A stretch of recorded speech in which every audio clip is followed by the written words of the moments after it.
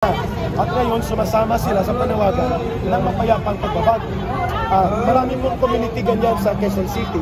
At yan din po ang dahilan kung bakit sinasabi namin voluntaryo. Dahil walang nagpopondo, walang isang organized control group. Lahat po ay voluntaryo. At ako si Ka Eric is only one in among those who volunteered to speak bilang dating rebelde at dating kadre ng CPP, NPA, NDF. Nakikita ko na nararapat na magsalita ang taong bayan dahil lumulubha po ang krisis sa politika at lumalawak na rin po ang posibilidad na ito'y sumambulak sa krisis pang-ekonomiya. That's why we have to speak up, and the symbolism of the historical significance of EDSA, kaya nandito kami sa EDSA Square. Opo. At nakausap po natin ang ilan sa ating mga kababayan na nakararanas ng kahirapan. Ang sinasabi nila ay hindi nila ramdam. Partikular yung mga ginagawa ng Pangulo at yung iba naman sabi nila ay nagsiseryoso, no, si Vice President Sara Duterte, pero siya ay sinisiraan ng ibang mga opisyal. Ang malubha dito, ang patuloy na pagsidhi ng hidwaang politika ng Marcos Romualdez faction at ng Duterte Political Group ang nabibiktima dito ang interes at kapakanan ng mamamayan. Imbis na mag-focus ang gobyerno ni Marcos dito sa mga mamamayang Pilipino sa kabutihan, sa pagsolbar at pag-address ng kahirapan, mas lalong lumulugmok ito. Sapagkat kapag nagkaroon ng matinding hidwaan ang dalawang pinakamataas na pinuno ng ating bansa, ang focus of governance nawawala. Kaya I agree doon sa punto ni Pangulong Duterte that under the current government, there is a fractured governance. Para sa akin, nagkakaroon na ng failure of leadership. At yan dahilan, hindi na kukontrol ni Marcos ang iba't ibang mga political variables. Instead na mag-initiate siya ng political dialogue at negotiation sa pagitan ng kanyang mga katunggali sa politika, mas lalo niya itong pinapasidi. Mabuti at kanina, if that was true, sinabi niya na hindi niya sinusuportahan ang layunin na mag-file ng impeachment complaint laban kay Sara Duterte sa lower house. Opo. And Ka Eric, sa lahat ng sinabi niyo yun nga, sabi ang naiipit talaga ay taong bayan. That is correct. Kaya nandito sila upang magsagawa ng kanilang paglahahayag ng kanilang mga hinanakit sa gobyerno, sapagkat ang gobyerno dapat ay tagapamagitan sa taong bayan. The government must be the arbiter for the good government that should bring change, development, peace and security for the people. Yun dapat ang priority ni Mr. Marcos. At yun ang hindi priority ng kanyang pinsan. Hindi nila nakikita ito. Puro laro at mga intramural sa politika na malayo pang eleksyon. Kaya nagtipon-tipon kami dito para ipanawagan sa Pangulo ng Bansa, lead the country, lead the people, and bring good governance to the people. You will stay in power, sigurado din. And this is the third day of that, yung paghahayag ninyo ng inyong mga saloobin. Sir, sa mga nagsasabi, nakakaunti lang daw, linawin nyo na rin, ilan po ba ang, ang mga nagsidalo? Kasi ang aming panawagan dito ay hindi po nakaangkla sa bilang. Yes. Nakaangkla sa layunin at sa pagkakaisa. Hindi po nagsisimula ang lagablab ng apoy sa pagbuhos kaagad ng gasolina. Nagsisimula po yon sa isang siklab lamang. At walang EDSA na naganap na biglang bumuhos ang tao.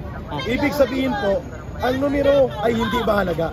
Ang mahalaga ay may tumitindig, may nagsasalita, at hindi tayo tumatahimik sa patuloy na paglubha ng krisis politikal at posibleng pagsambulat ng krisis ekonomiya.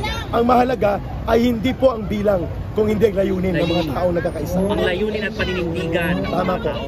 Speaking of which, dahil malapit na po ang Bonifacio Day sa November 30, magtutuloy-tuloy po ang ating mga programa rito, sir? Sige po. Definitely, bukas po, November 29, ay magkakaroon dito ng mga malalaking programa. Marami pong mga urban poor organizations, mga workers groups, organisasyon ng kabataan at kababaihan ang nagpapaabot ng mensahe kagabi pa that they are joining the Friday and Saturday.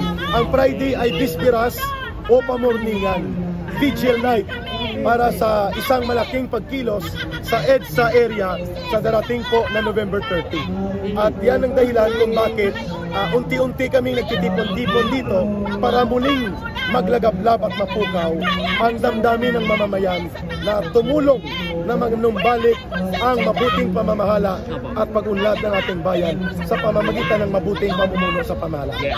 Eric, dahil malaking araw ang Bonifacio Day, meron ho ba tayong ina-expect na manggagaling din sa ibang mga lugar? At perhaps dito po magsasani puwerto sa EDSA? Yan, marami po. Kahapon pa lang may tumating na sa iba't ibang bahagi galing Bulacan, Laguna, mga contingent.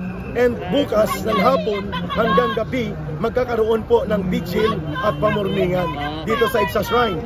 At ang lundo o ang peak ng pagtitipon will be Saturday, November 30 sa Bonifacio Day. Dito po? Dito na rin. Okay.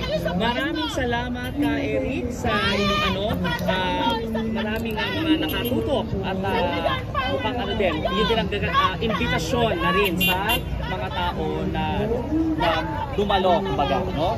So yun, thank you very much. Opo, at yan, yung narinig ang, kita nyo, ang effect ninyo, ang impact ninyo. Si Ka Eric po yung nakapanayam ng isa sa mga reporter ng isa sa mga mainstream media. So ito guys,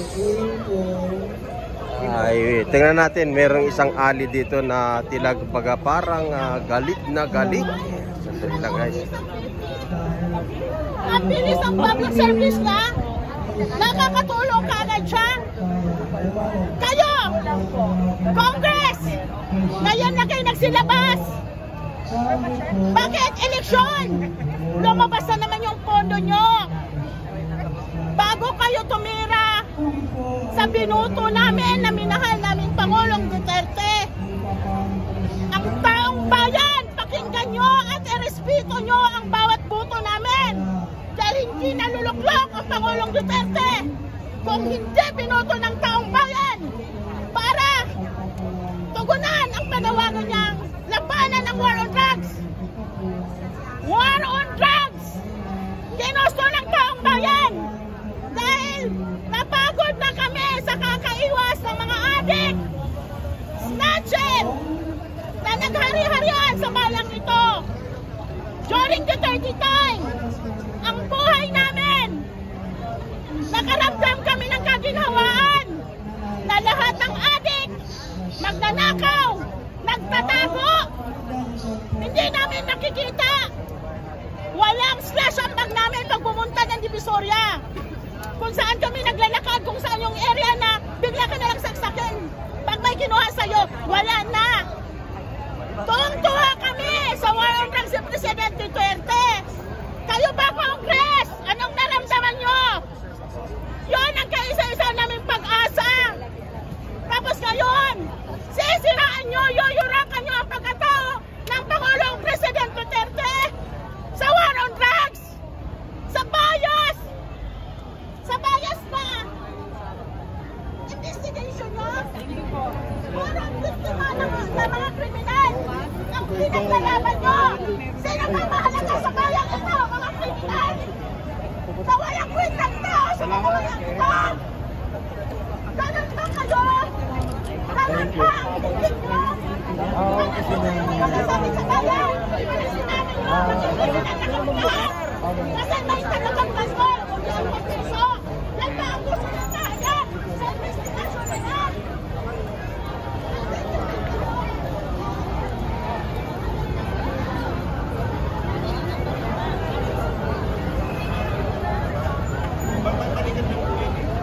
Di ba bumabalik yung mga black list student? Di bumabalik yung sa Oo, magkakagulo lang. Alam mo kuya. Okay. May point ka, ma'am. May point ka, ma'am. Makinig ka sa akin, ha? Makinig ka, kuya, sa akin. Kuya, makinig ka sa akin. Sige, tutok mo sa akin. Ang point yun, kung may event, sabi mo, pro-BBM ka. Nakita mo ba kami pumunta sa event ng Pono? Sagot. Meron minsan na. Wala. Hindi kayo ibang mga kasama. Wala. Wala. Kami lang po, paano ibang kasama? Yung iba meron. May grupo talaga kami. Hindi. Meron ebidensya. Yung nung nagsarali sa rally kami, So, merong isang pro-BBM vlogger pero hindi niya kasama. kinumpronta dito ng mga DDS vlogger, guys. So, wag na nating tingnan yan at baka umano lang, ano. So, pero ang napapansin natin dito ay ito, yung merong inihandang napakaraming pagkain. Ito, napakaraming pagkain, guys.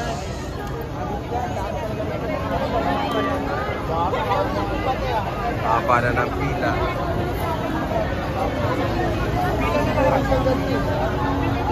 Maraming pagkain, guys.